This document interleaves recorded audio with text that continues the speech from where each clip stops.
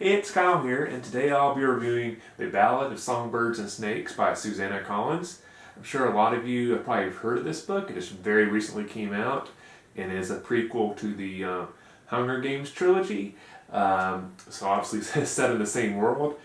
This book is set in the 10th Hunger Games, so very early on in the history of this event. And the main character, as many of you might have heard if you've heard of this book, is actually a very young President Snow when he's basically just in high school, so 17, 18 years old, just getting started out. And he's basically serving as the protagonist of this book, which I know when this book was first announced and it came out that he was going to be the main character, it's very controversial. A lot of Hunger Games fans were very upset about that and weren't really thrilled about reading a book through his point of view. And there was just a big mixed reception to it. And I will say that is one of the drawbacks of this book, that you are in certain places of the book, you're placed kind of rooting for this character that you know how it's going to turn out and is so evil and does so many bad things. But this book is set in a way that, for good parts of it, you are rooting for him. Now, the entire time, you are getting some bad elements of him as well, and you're kind of seeing how he can go towards the career path that ends up where he's at during the Hunger Games movies. But there's also good elements of him in this book, and so it kind of is a little bit of a drawback, and that was probably the part of the book I least enjoyed. I would have enjoyed this book a lot more, maybe the same setting and having a different character being the main focus, and maybe Snow being kind of a background character where he's in the story some, but he's not the main focus.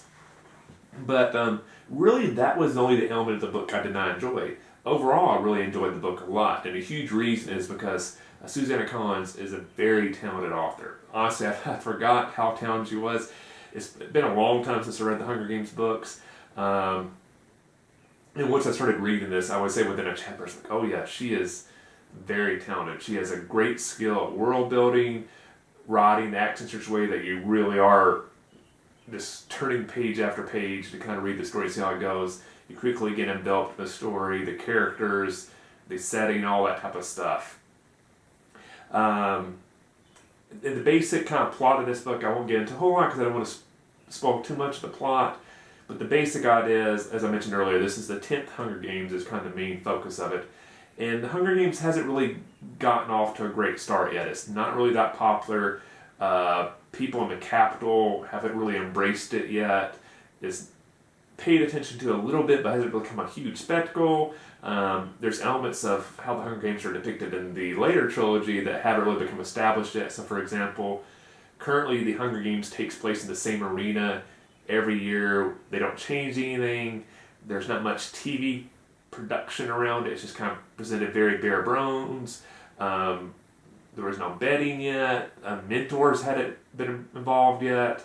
A lot of the more theatrical elements of the Hunger Games haven't really been introduced yet. It's just more of kind of a bare bones gladiatorial match that they kind of do to punish the rebellion districts, but there really isn't much of an entertainment value to it yet. But the idea behind this book is the capitals kind of realize they need to do something to kind of save the Hunger Games, or it's just going to basically die off. So for this Hunger Games, they decided to pair mentors with the tributes, but the mentors are not like the mentors that are presented in the Hunger Games books. Instead of being past winners, the mentors are actually very high-ranking students in basically the elite prep school in the capitals. The idea is like these students would be roughly around the same age as the tributes, and so it's basically comparing capital teenagers with district teenagers, and the capital teenagers are acting as some mentors to the thing. And that's where Snow comes in. He is one of the mentors. He's paired with a female tribute from District 12, which is obviously where Katniss is from in the Hunger Games trilogy. And the book really focuses on the relationship between Snow and the tribute he is paired with, and how he attempts to use the Hunger Games to kind of help push his career in the right path. His family kind of fell into some rough times, and he's kind of plotting way for the Snow family to return to power.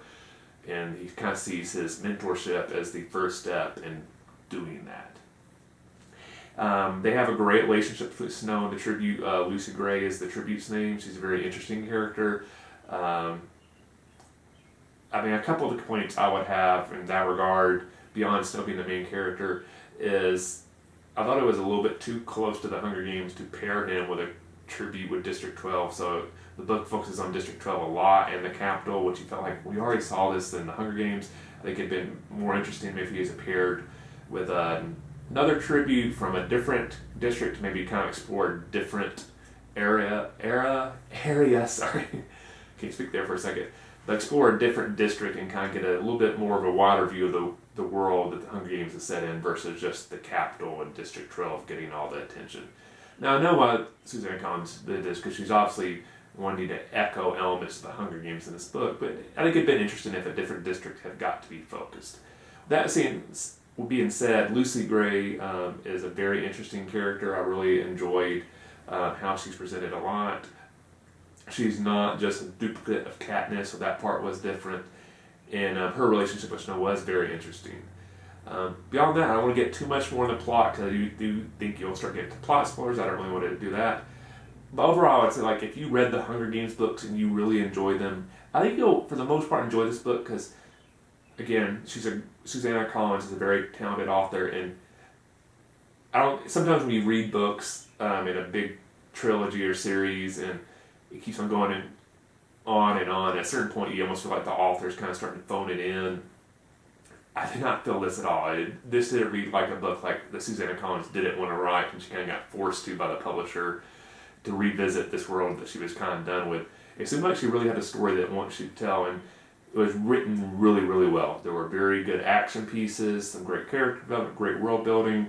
Like I said, the big complaint is that Snow is the protagonist, and you have to get past that to fully enjoy the book. So I'd say probably because that I did not enjoy this book as much as the books in the original trilogy, but I still enjoyed it a lot.